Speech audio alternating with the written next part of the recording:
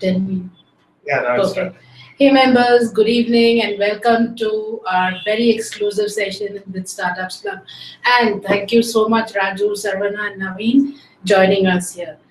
So here we are, finally, on a Sunday evening, and I know many of you would be joining us right now, or maybe you will see the recorded version. But for us, it's a very special session. Asking us 3 years back, if you would have asked Vivek and me if we would be here this day having this session, we would have laughed at you guys. Because we ourselves are mentors, right, Vivek? Yes, we are. Mentors here, and right here sitting with us, a very special guest. So you're going to get a lot of interesting discussions today, but a very short session because we have some exciting celebration after this. So once again, a very warm welcome, pioneers, members, associates, and all the connects from the YouTube live and the Facebook live going here, and handing it over to you, Vivek. Hi everyone. So here we have with us Mr. Mahesh Bala. We are very happy to have him on board. We are very happy that he's able to join us. He will be playing the role of chief mentor for Startups Club. Mr. Bala comes with a wealth of experience behind him. He was one of the pivotal persons responsible for bringing Dell to India. Post Dell, he was also one of the people who played a key role in Quicksilver as the president of Quicksilver. And today we are excited to have him on board at Startups Club as our chief mentors. So one of the questions that will come up is, you both claim to be mentoring other startups. Why do you need mentors to come in and sort of support you and help you? What often happens, and this is why we mentor other startups, is because you tend to get too close to the problem. Well, when you're working on your own business, when you're working on your own company, you tend to get too close to it, and an outside perspective is invaluable. And that is the primary reason that we decided to bring in a mentor for ourselves, and we couldn't be more excited. Just before you go ahead, hey Kuzema, I know you're watching and I miss you, man. I wish you were here.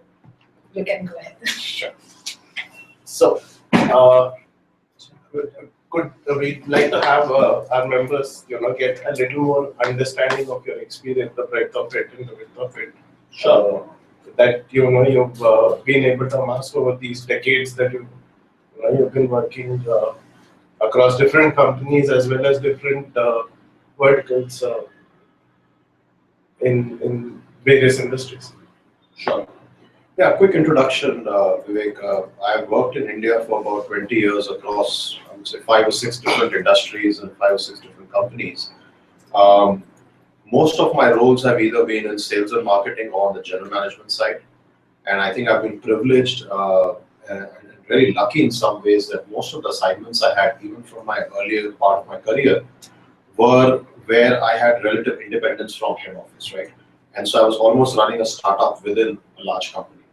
And so that gave me, I would say, a unique ability to try out new things and a unique point of view as to what are the issues and challenges that startups face, and which is why I think this whole startup community is very close to my heart. I love working with you guys. So that's the broad background. Let me know what questions you have. So, so for us at Startups Club, we ourselves weren't attuned to seeing ourselves as a business. We always saw ourselves as a community, and you were one of the key people who came and made us look at it differently, made us look at it more from a commercial perspective, more from the perspective of being able to generate value for the value that is delivered. What was the thought process, from your part when you were looking at it from the outside? Let me start by making a somewhat controversial statement, right? I personally do believe that the most socially responsible thing that a company can do is actually to make profit. Okay? And you can make a profit only when a number of things are working right. As in, you have a product that people like and are willing to pay for it. You have a good reputation in the market. That is when people will buy your products, etc., etc. A lot of things have to fall into place, right? Sometimes, and more often than not, a lot of us are, very excited about our product, our company, about what we want to do. And we tend to lose sight of the bigger goal of why we started the journey in the first place. We get very engrossed in the today and the now and the this week and this customer and this product and this problem. And sometimes it helps, to the point about mentorship that you bring in, is to have somebody who asks you the right questions and provides advice on what was the bigger picture, why did you start this journey? And when you have that laser sharp focus on what your end goal is or where you're trying to go, I think that brings a lot of structure into your thinking as to what is important and what is not important. And I think that all of us are not, I would say, lucky enough. I was relatively lucky because I had a great set of managers, coaches, and mentors throughout my career who were able to give me that guidance, right? And I find a lot of people have the right talent, they have the right intention, they have the right wherewithal, but unfortunately they lack the right direction at the right time, right? And which makes them go all over the place. So important to just keep the final goal in mind and work towards that. Right. And when you look at Startups Club from the outside, then what is the thing about Startups Club that excites you? You find exciting? I think there are two things that I find interesting about Startups Club, right? And this is also true about any startup. You may have heard that investors actually invest in the team and not as much in the idea. Because ideas are no great shakes. Anybody can come up with an idea. It's the execution that will make that idea big and famous, right? And almost all the large startups that you see today, they have all pivoted in some form or the other. Original idea is gone and something else has taken its place. People fail fast, they try new things, right? So it's not as much the idea, but it's the entrepreneurial team that really makes a difference, right? And so to that point, I think I just love what you and Salma bring to the table, right, for Startups Club. The passion, the zeal, your excitement, your 24/7 always being on, it's very contagious. And the two of you that way are a great partnership. Actually, in some ways, your traits are very yin yang, right? And so you bring out the best and the worst in each other, and which is good because it exposes your fullest potential. So I think the team was one of the reasons I like. The other thing is, if I compare Startups Club with everybody else that's out there in the market, I think most of them focus on slightly more mature startups, and which is good. The safety rate is higher in that space, but the mass, when people are at the idea of, should I even do this business, right? Should I even quit my job at IBM and go to a startup, right? That's where the masses are. And there's nobody focused on helping the very early stage startups. And I found that your profile of Startups Club actually addresses a very large segment of startups and potential startups who maybe at the very early stage from an idea of should I do a startup right up to maybe Series A, right, is where you guys operate. And I thought that's a very interesting spot. That's awesome. Perfect. So there's questions starting to come. Please. We have a young aspiring entrepreneur from Bangalore. He has a question. When we have the right intentions, the right motto, and the required skills, we still keep facing problems. How do we overcome it? This is a question to a mentor to a startup. Okay. This is going a little philosophical now, but fact of life, this is a reality, right? There are so many companies that had a great product, but they weren't able to be successful. It's not because the product didn't work. It's not because it was priced wrongly or the marketing was wrong. Sometimes the idea might have been a little too early, ahead of its time, right? Or it might be that the idea was too late. There were already too many people out there. Or sometimes just luck doesn't favor you. And the way to beat luck is tenacity, right? Is as long as you make sure you're not burning too much cash, the fact that you have a great product and you're able to go back with a version or a refined version again and again and again, eventually you'll be successful. For almost every large guy that you see out there who's built a large company from a startup, you'll be surprised as to how many times they came pretty close to failure or almost failed. And what kept them going was not that they had a great idea which worked in the first instance, is that they worked through all of the problems they had, right? Every large company, even Michael Dell, he was so close to bankruptcy so many times, right? But he just kept at it again and again and again. And that tenacity is what sees, great startups become really big. So you have to just believe in yourself, surround yourself with people who are capable, who can provide you with the support that you need, which could be financial, advisory, expertise, etc. and just remain laser focused on solving the problem that you initially set out to do. Just never give up. So this question is from me, Mr. Bhalla, mentor to mentor. Yeah, so we've been mentoring for almost 10 years now, but we understand that there's a different mentor profile at every stage. For early stage, there are specific mentors. Then at an angel and a scale-up stage, there is one. And then at the VC level, there's another kind of mentor which is required, mentoring which is required. So every time for us, when we took up a project or a mentee onto our responsibility, we always had this a little nervousness of, would we really keep up to the expectations or the kind of work which is happening in that company? As a mentor, would we actually be able to keep up with that? Between us, we always would have this. At your stage, we totally understand now. We understand that with Startups Club, we're coming up to that stage where we need somebody like you desperately to go to that, the scale up and the kind of looking at. Do you have that feeling too? First of all, I think mentorship is something that is not a guaranteed success mantra. Right? Two, I have found that there has to be some natural chemistry between the mentor and the mentee. You can't take to random people and say this person will be your mentor and that becomes a successful relationship. It doesn't work that way. And therefore, over a period of time, like any good thing with practice, you get to know your sweet spot, right? Your sweet spot in terms of skills, your sweet spot in terms of what types of people you can be patient with. Because to be a mentor, you have to actually have a lot of patience, right? With the person as well, or the team that you're mentoring. And usually, there is a physical number. I guess it's different for everybody, but in my career, I tried not to have more than maybe 3 at one time. Maybe I had 5 mentees, but that's about it. I don't think you can do more than that because this is actually a multi-year journey, right? And you have to commit time to those people. It has to be very thought out. Both people have to kind of select each other for the process, and then they're willing to commit time and effort to sit with each other and listen to each other, even if the conversations are not what they want to listen to. Right? And so it takes time to get it right. So you feel a mentor dating time is absolutely needed? Yeah, I think so. At least a couple of coffees are important before you sign the so-called dotted line. Sarvana, Raju? Yes, I have a question. A little louder, just because you're there. Sir, I have a doubt here in this mentor selection of mentor. Whether an early stage investor is a mentor or it can be a different a person who is really successful in our career. Who is the right mentor for us to select this? So I think the profile of the mentor you need to look for will change over your career. Let's say you're 18 years old and you're in college and you're not a very popular kid. You need a different type of person to mentor you, right?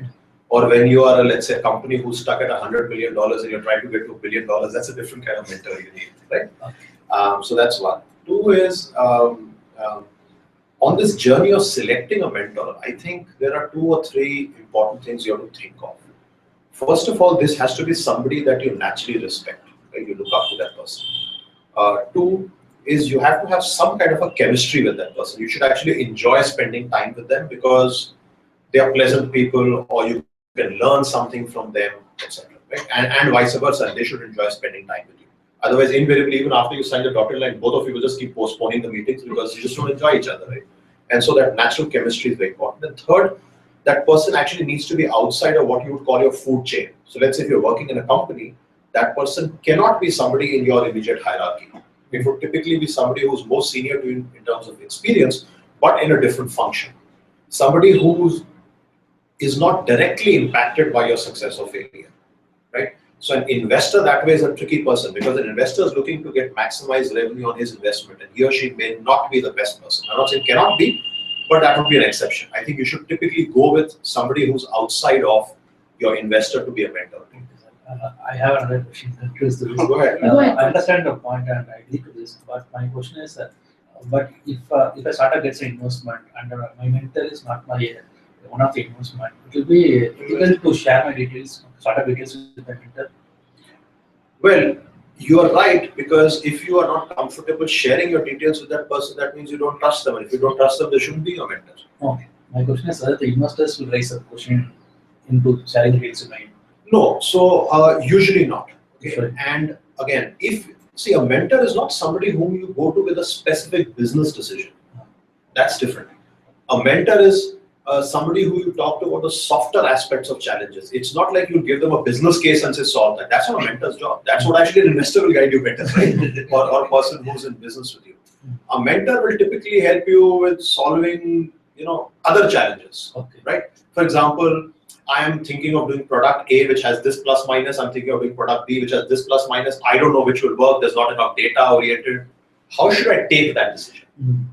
Now so mentorship is more around art. It's less of a science, if you understand. So anytime you have hard numbers, that's not a mentor's job. So there's a member from Pune. His name is Piyush Thakre. He's asked what factors a startup need to search in a mentor other than their experience. I think just mutual respect and chemistry. You need to believe that they can add value to you, and you should frankly enjoy spending time with them. If you get those two things right, everything gets awesome. I think we can take that off. I hope so. So Yatiraj from Chennai, another pioneer member, an amazing expert himself in profits. You'd love to connect with him. He takes care of startups and tries to coach them for profits in startups. His question is how much time a mentee must spend with a mentor for maximum impact per week, per month, kind of. I would say the maximum should be 1 hour per month. It's a rare thing. If you're spending more time than that, then you're discussing very transactional issues. You're discussing this week I did this experiment, this is the result, what should I do? That's not what a mentor does. A mentor looks at much more longer term. So anywhere from, I would say, 1 hour a month, one meeting a month to maybe once a quarter. Okay. From there, I have a question. For an early stage, the kind of mentees we deal with at a very early stage, they're just starting up, do you think more hours is required or even that is a fair thing? No, I think that's not exactly a mentor they're looking for.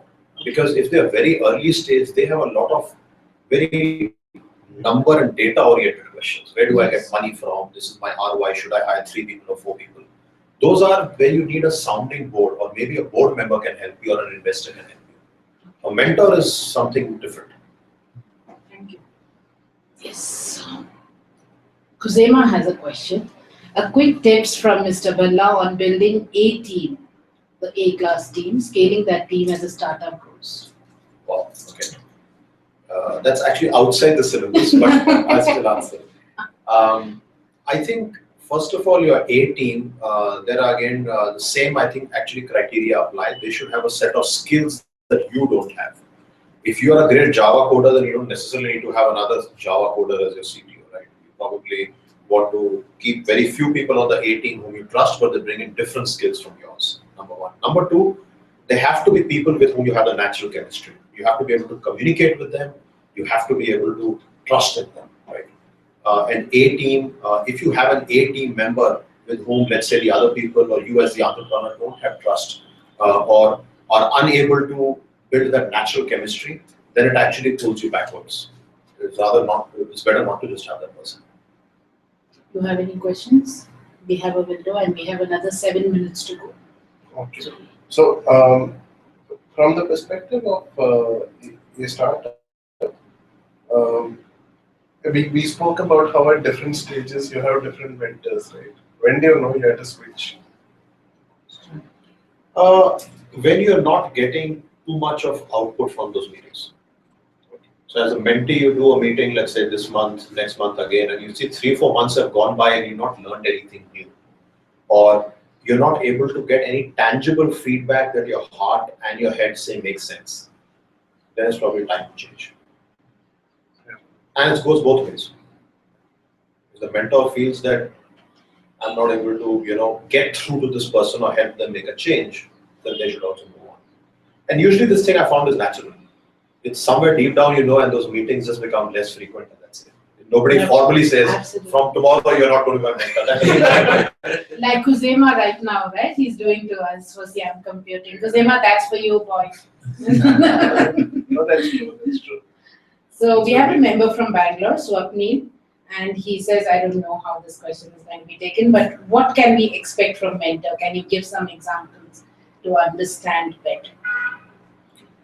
Okay, a mentor is supposed to be somebody with whom you are comfortable in sharing your challenges. This is somebody who's more experienced than you are, mostly in terms of age as well, but sometimes not necessarily in age, but maybe in that particular area that you need expertise in. And they are able to get you to think. They are able to give you the tools to think on how to solve your own problems. They are not people who will give you the solution. They're not going to say, do option B because this is the ROI. That's not how a mentor works. A mentor typically gives you the softer aspects of how you should go about thinking and evaluating and making your choices in life. That's what a mentor is supposed to do. A member from Bangalore again, Jyotsna. I want to ask if I had a mentor for some time now, maybe I think she has one, and I'm not able to connect to him as a mentor, but someone else is able to do the same for me. Do I have to feel guilty? I told you, this is one of the side effects of being a mentor to a community. It's the right question. And let me answer that in a way a typical mentor would. Yes. Let's say you go to an ice cream parlor and all your friends love the Belgian chocolate and you don't. You like the butterscotch. Should you feel guilty? Absolutely. Because Belgian chocolate. Yeah. Yeah. No, so it's absolutely, as I said, that human chemistry, that natural connect is very important. If you're not able to connect with some person for whatever reason, that's perfectly okay. I mean, all of us grew up in school. There was this kid who was very popular among everybody, but you didn't like them and they didn't like you. Should you be guilty? Yeah, you go through that when you're 12 or 13 years old. But once you grow up, the world is not fair. And you go to move on. You go to find people that you can connect with and get your stuff done. Yep. Suddenly there are loads of messages coming in. Wow, that's a smart answer.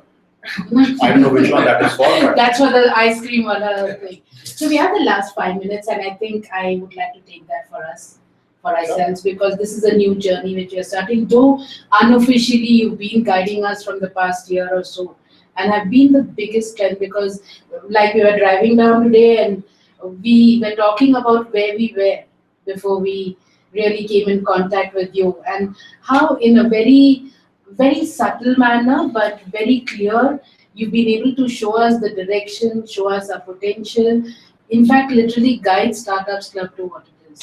And I was talking to Raju before you came in, saying how members can actually now expect a little bit more focused offering coming to them, which is a win-win thing for members as well. So one of our biggest concerns, Mr. Birla, from the day we launched Startups Club has been that in this growth, scale up, all these things, we didn't want our objective of offering the best in the ecosystem to our members to just fade away. So do you think as the scale up goes of this company, of this community, we'll be able to maintain that? Do you think we'll be able to not grow out of this kind of a connect? Like right now, these members, they knew we were having a live streaming. They could have sat in the house and seen it, but they're here sharing our happiness with us. And in fact, traveled 25 kilometers. Yeah, 25 kilometers he's traveled to just spend the day with us. So do you think this will be maintained as we scale up? Let me split that into 2 parts. Yes. I think the intention of delivering quality, right, is definitely sustainable, and you're going to be able to do that, right? If you're on the right path and you put the right systems in place, you hire the right kind of people who believe and are passionate about customer experience and quality and so on. So that is doable. Will you be able to do it is a question you have to ask yourself, right? A lot of times, there are things that we personally enjoy doing because it gives us positive energy, right? We feel very energized when we do certain things. It could be as simple as mentoring somebody. It could be as simple as serving tea or making the right pulao for your friends or whatever it is, right? And we have to be able to segregate that, what gives us personal pleasure, with what our bigger goal is to do for others. Because the time that you will spend in personally catering pulao, let's say if that's what you like, and you now try and do it for 10,000 people, is that the value that your Startups Club will get maximum from you, right? It would be better to probably pick up the phone on Ami's Biryani or somebody and let them buy biryani from there, and you focus on what your end goal was for them. So I think at some point in our career, we have to distinguish between what gives me pleasure and what is my bigger purpose of that I'm doing for others, right? Or what I set out to do. So if I set out to, for example, create a great, I don't know, ERP for SMBs as an example, right? And I love coding. That doesn't necessarily mean that I must write the whole code. Because there are so many things I must do. I have to hire the right team. I have to find people who can translate my raw code into, I don't know, whatever the geeks do, Android and iOS platforms, etc. Right? But I don't have to necessarily go learn the news programming system myself because I love it, because then I'm wasting time. Right? So keep laser focus on what your end bigger objective is, and whatever gives you energy, you must do that. Otherwise, you will not be you. But try not to mix work with it. Do it as a hobby. Do it 2 hours a day with some people. You should, if you really are fond of mentoring, for example, you should probably carve out an hour a day or an hour a week to mentor people to keep yourself energized and in touch with what your core competency was. But that doesn't mean you should now start trying to mentor every one of your 10,000 startups, because that's the recipe for failure. Awesome.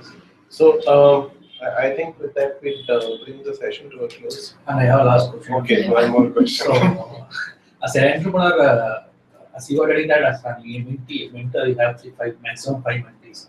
As an entrepreneur, how many mentors I can have?